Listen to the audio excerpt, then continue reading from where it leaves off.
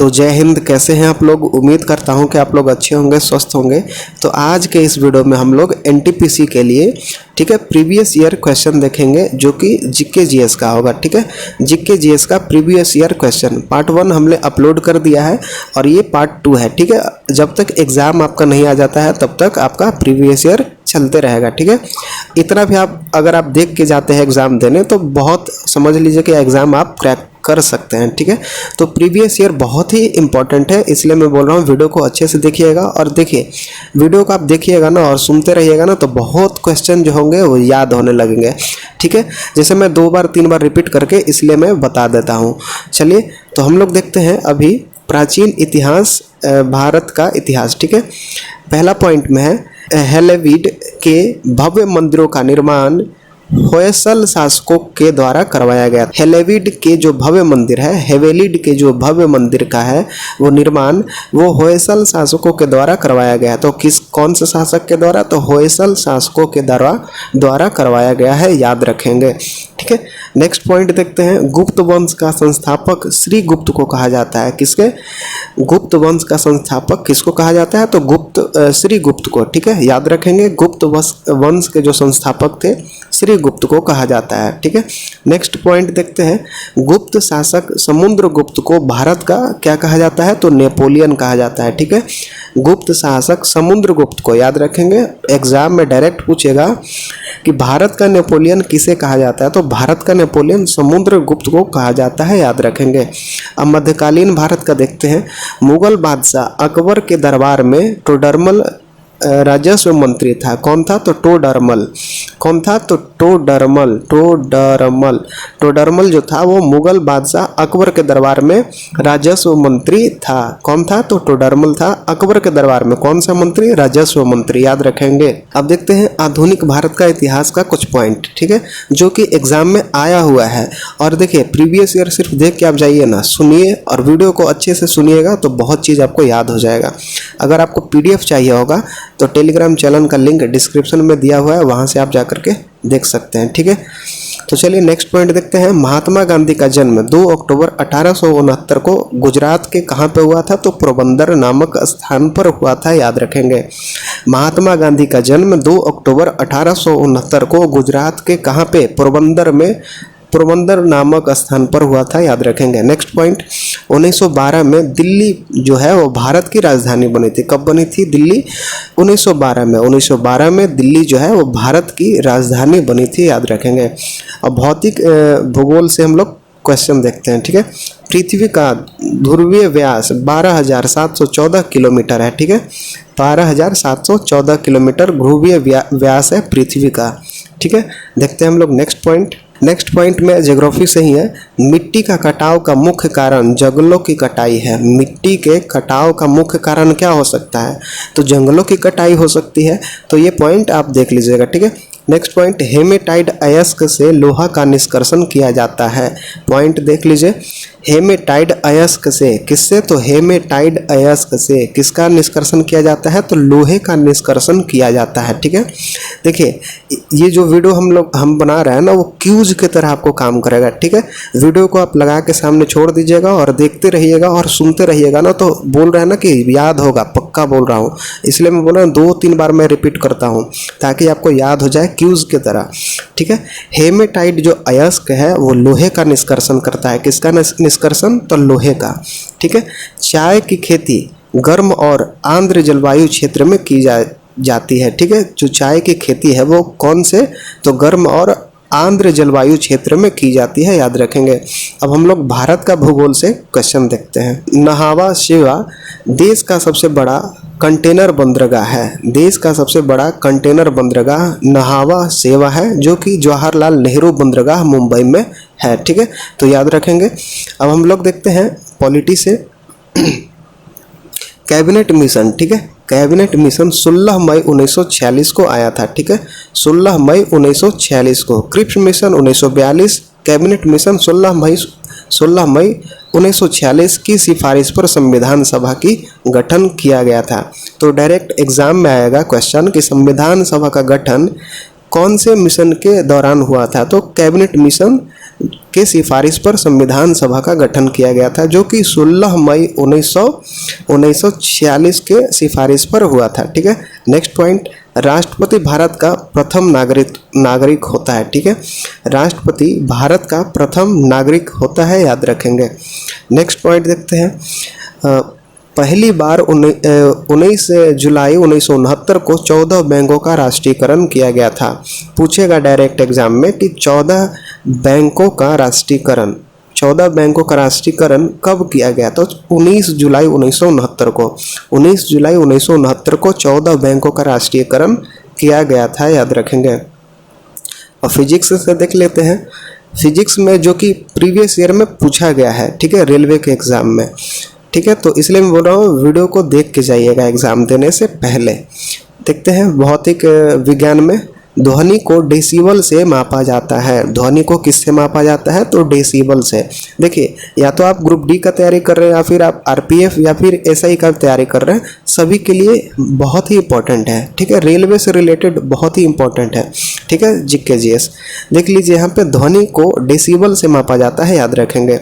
Next point, कांच से गुजरते समय बैंगनी रंग की गति सबसे कम होती है। कांच से गुजरते समय बैगनी रंग की जो गति होती है वो कैसी होती है? तो सबसे कम होती है, याद रखेंगे।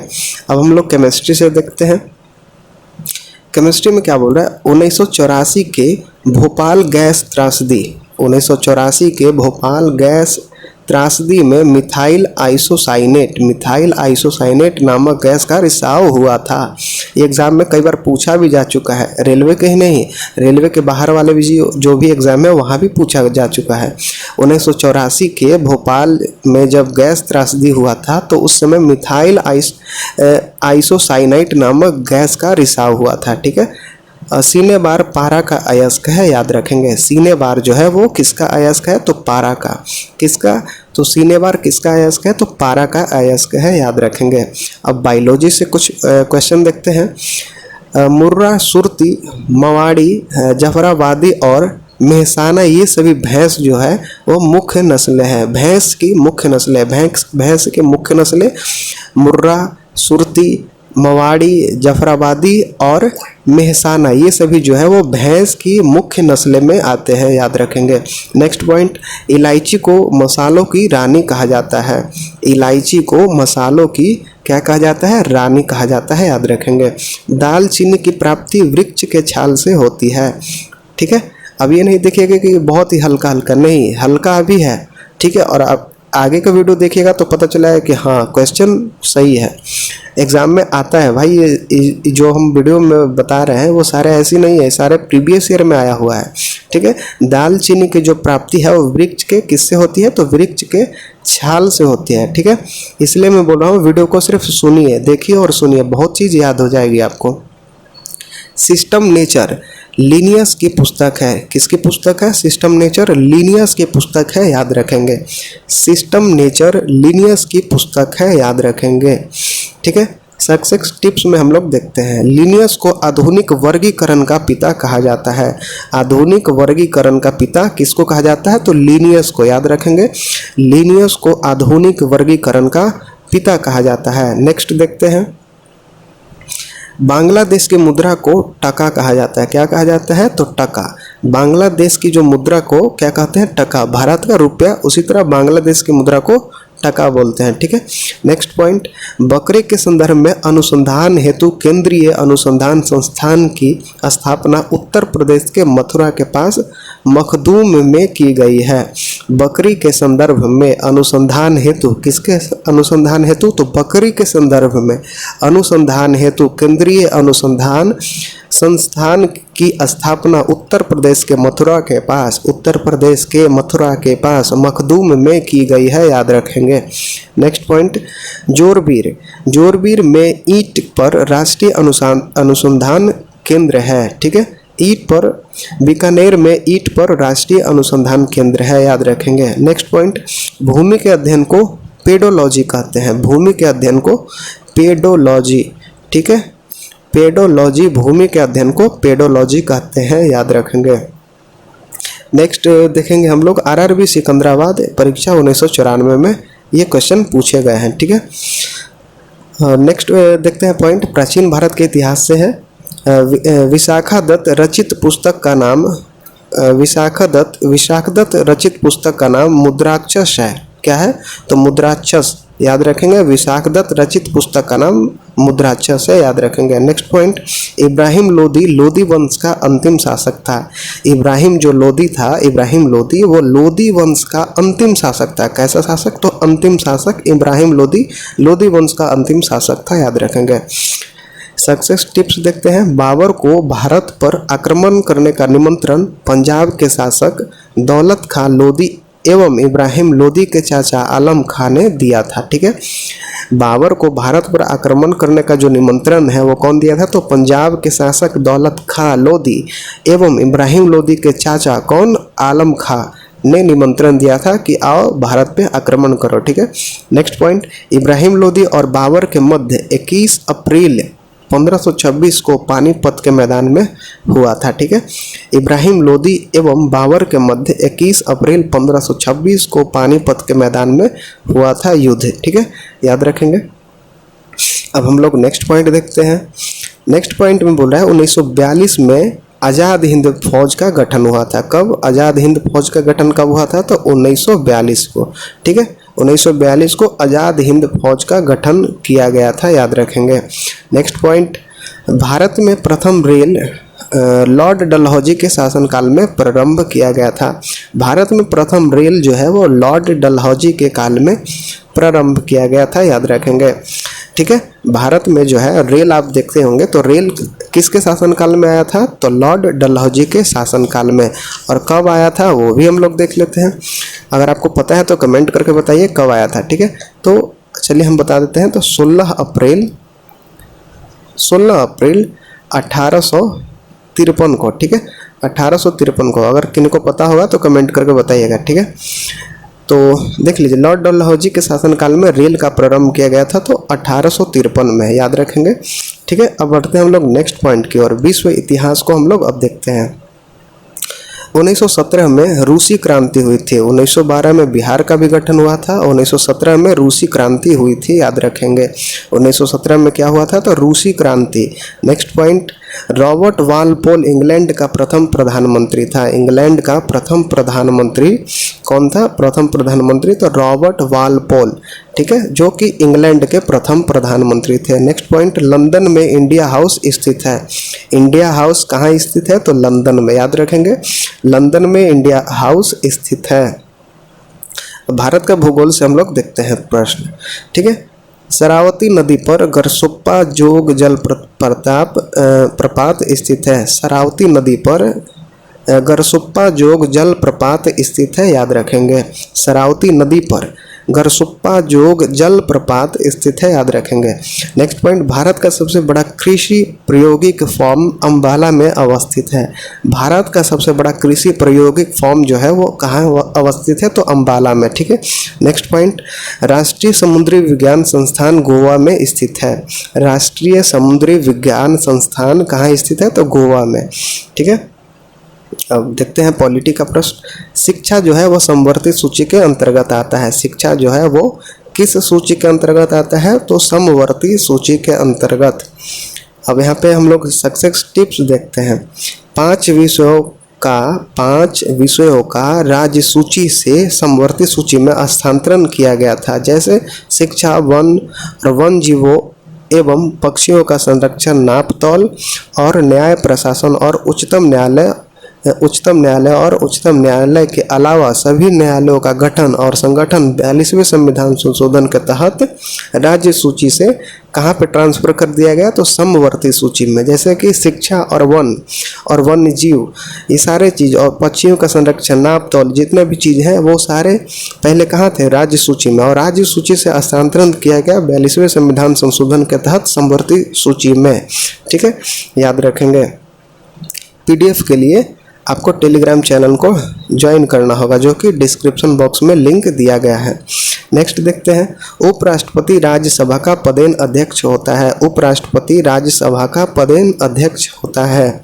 नेक्स्ट देखते हैं, डायोड का इस्तेमाल प्रवर्ती धारा को दृष्टि धारा में बदलने के लिए किया जाता है। डायोड का जो इस्तेमाल है वो प्रत्यावर्ती धारा को दृष्टि धारा में बदलने के लिए किया जाता है, याद रखेंगे। नेक्स्ट पॉइंट, निर्वात में ऊष्मा का विकिरण वेग प्रकाश के बराबर होता है। निर्वात में ऊष्मा का विकिरण का वेग प्रकाश के बराबर होता है, याद रखेंगे। नेक्स्ट पॉइंट, शुष्क सेल में एनोड में कैडियम होता है। शुष्क सेल में एनोड में क्या होता है, तो कैडियम होता है, याद रखेंगे। एग्जाम में पूछेगा कि शुष्क सेल में एनोड में क्या होता है, तो कैडियम। ठीक है। नेक्स्ट पॉइंट, पानी के किसी द्रव्यमान को 0 डिग्री से 10 डिग्री तक गर्म करने पर उसके आयतन को घटने के बाद वृद्धि होने लगेगी। पानी के किसी द्रव्यमान को 0 डिग्री से 10 डिग्री सेल्सियस तक गर्म करने पर उसके आयतन में घटने के बाद वृद्धि होने लगेगी, याद रखेंगे। नेक्स्ट पॉइंट, प्रकाश का रंग कोणार्क से संबंधित है। ठीक है। प्रकाश का रंग कोणार्क आयाम से संबंधित है, याद रखेंगे। प्रकाश का रंग कोणार्क आयाम से संबंधित है, याद रखेंगे। ठीक है। अब हम लोग केमिस्ट्री देखते हैं। लाफिंग गैस का रासायनिक नाम नाइट्रस ऑक्साइड है। Nitrous oxide N2O। ठीक है। नाइट्रस ऑक्साइड लाफिंग गैस, जिसको हम लोग हंसाने वाली गैस भी बोल सकते हैं। ठीक है। नेक्स्ट देखते हैं, मोनाजाइट थोरियम का अयस्क है। मोनाजाइट थोरियम का अयस्क है, याद रखेंगे। मोनाजाइट जो है वो थोरियम का अयस्क है, याद रखेंगे। ठीक है। सक्सेस टिप्स देख लेते हैं। मोनाजाइट केरल के समुद्री तट पर बालू में प्रचुर मात्रा में पाया जाता है। मोनाजाइट जो है वो केरल के समुद्री तट पर बालू में प्रचुर मात्रा में पाया जाता है। नेक्स्ट देखते हैं, हेमाटाइट लोहा का अयस्क है। ठीक है। हेमाटाइट पूछ देगा एग्जाम में कि हेमाटाइट किसका अयस्क है, तो पूछ देगा बालू का दे देगा, लोहा का, लकड़ी का दे देगा, तो आपको पता रहेगा तब न मारिएगा। ठीक है। तो हेमाटाइट लोहा का अयस्क है। ठीक है। हेमाटाइट लोहा का अयस्क है, याद रखेंगे। और मोनाजाइट थोरियम का अयस्क है। नेक्स्ट पॉइंट देखते हैं, जब लोहे में जंग लगता है तो लोहे का वजन क्या हो जाता है, तो बढ़ जाता है। जब लोहे में जंग लगता है तो रासायनिक परिवर्तन के कारण उसका वजन बढ़ जाता है, याद रखेंगे। तांबे को उत्कृष्ट धातु कहा जाता है। तांबे को उत्कृष्ट धातु कहा जाता है। मोम का पिघलना भौतिक प्रक्रिया है और लोहे में जंग लग जाना रासायनिक परिवर्तन होता है, जिसके कारण वजन क्या हो जाता है, उसका बढ़ जाता है लोहे का। ठीक है। नेक्स्ट पॉइंट, ऑरिक क्लोराइड का उपयोग सर्प विषरोधी सुई बनाने के लिए किया जाता है। ठीक है। ऑरिक क्लोराइड का उपयोग सर्प विषरोधी सुई बनाने के लिए किया जाता है, याद रखेंगे। अब हम लोग नेक्स्ट पॉइंट देखते हैं, जीव विज्ञान से संबंधित। ठीक है। धमनियों में रक्तचाप उच्च होता है। धमनियों में रक्तचाप कैसा होता है, तो उच्च होता है। ठीक है। नेक्स्ट देखते हैं, ल्यूकीमिया एक भयंकर रोग है जिसमें खून बनाने वाले अंग श्वेत रक्त कणों की मात्रा में अधिकतम पैदा होती है। ठीक है। ल्यूकीमिया। ठीक है। ल्यूकीमिया एक भयंकर रोग है। ल्यूकीमिया एक भयंकर रोग है जिसमें खून बनाने वाले अंग श्वेत रक्त कणों की मात्रा में अधिकता पैदा करते हैं, याद रखेंगे। नेक्स्ट पॉइंट, शैवाल में खाद्य पदार्थ स्टार्च के रूप में अवस्थित होते हैं। शैवाल में खाद्य पदार्थ स्टार्च के रूप में अवस्थित होते हैं, याद रखेंगे। नेक्स्ट पॉइंट, जीवाणु पॉलीसेकेराइड की बनी होती है। जीवाणु पॉलीसेकेराइड की बनी होती है। जीवाणु किसकी बनी होती है, तो पॉलीसेकेराइड की। ठीक है। ऑब्जेक्टिव में रहेगा पॉलीसेकेराइड, तो पॉलीसेकेराइड मारेंगे। नेक्स्ट देखते हैं, 15 जनवरी को प्रतिवर्ष भारत में थल सेना दिवस मनाया जाता है। भारत में थल सेना दिवस मनाया जाता है 15 जनवरी को, याद रखेंगे। 15 जनवरी को प्रतिवर्ष भारत में थल सेना दिवस मनाया जाता है, याद रखेंगे। तो फिलहाल हम लोग ने इतना देखा जो कि प्रीवियस ईयर का था। ठीक है। प्रीवियस ईयर रेलवे एग्जाम में जितने भी सारे पूछे गए हैं जीके जीएस, वो सारे हम लोग ने इस वीडियो में कवर कर लिए। ठीक है। तो नेक्स्ट वीडियो भी आ जाएगा जिसमें आपका बहुत ही इंपॉर्टेंट प्रीवियस ईयर रहेगा। ठीक है। तो चलिए मिलते हैं आपसे अब नेक्स्ट वीडियो में। तब तक के लिए टाटा, बाय बाय, धन्यवाद।